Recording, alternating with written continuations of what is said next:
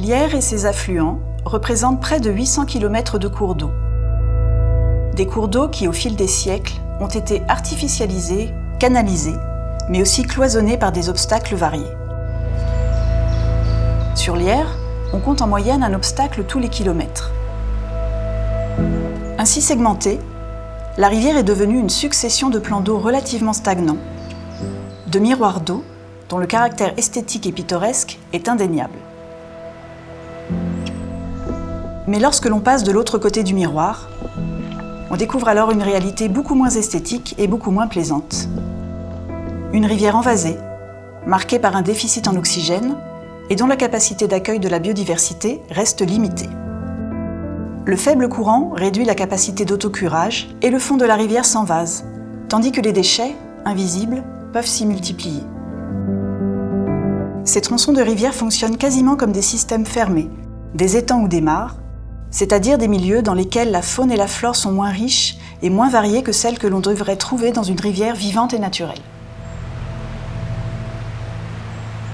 Ailleurs, certaines parties de l'Yerres, comme ici le tronçon de Rochaud situé à Boussy-Saint-Antoine, ont déjà fait l'objet d'actions de renaturation.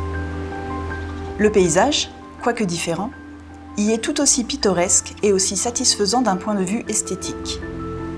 On peut même y entendre la voix de la rivière qui roule sur les cailloux, contrairement à une rivière segmentée, silencieuse et immobile.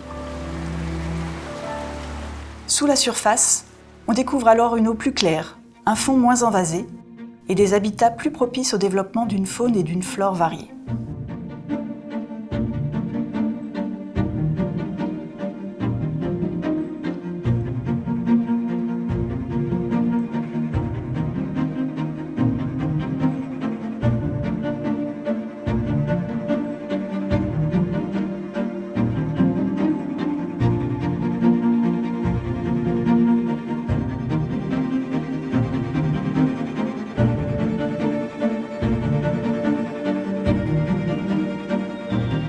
Ces images ainsi mises côte à côte pourraient presque se passer de commentaires.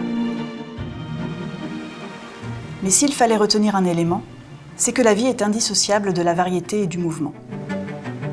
Variété des profils de rivières, alternant zones calmes, profondes et petits rapides cascadants. Variété des berges, offrant de multiples zones de reproduction, de nourriture ou d'abri. Ou encore variété du linéaire du cours d'eau, entre zones rectilignes et zones reméandrées. Ainsi, une rivière en mouvement est une rivière vivante, qui obéit à ses propres cycles naturels et qui est en mesure d'offrir une diversité de visages et d'habitats favorables au développement de la biodiversité.